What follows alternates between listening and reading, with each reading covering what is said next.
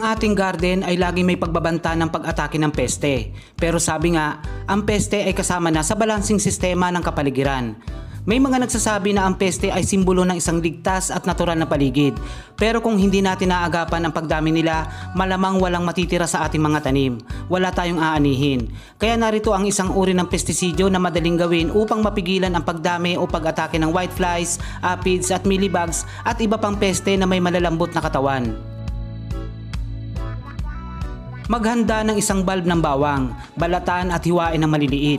Ang bawang ay isang epektibong sangkap na pumipigil sa pagdami ng maraming peste. Base sa mga pag-aaral, nagtataglay ito ng 50% ng diallyl trisulfide at 20% ng diallyl disulfide.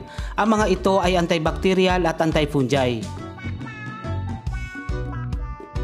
Pagkatapos ay maghanda ng 3 katamtamang laki ng tangkay ng aloe vera at hiwain na maliliit. Ang aloe vera ang siyang magpapalapot sa ating solusyon. Bukod dito, kilala din ang aloe vera bilang growth hormone o nagpapabilis sa paglaki ng halaman o ng mga ugat. Ilagay sa blender kung meron kayong blender. Kung wala naman ay pwede nyong durugin ng mano-mano. Mas mainam pa nga ang pagdudurog upang hindi na kayo gumamit ng kuryente. Pagkatapos ay buhusan ng 1 litro ng tubig.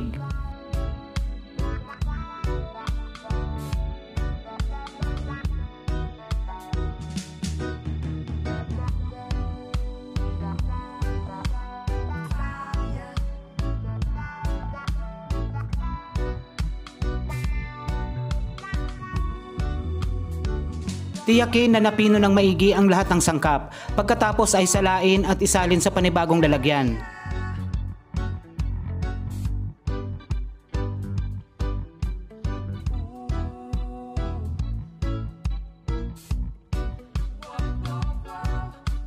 Ilagay sa sprayer.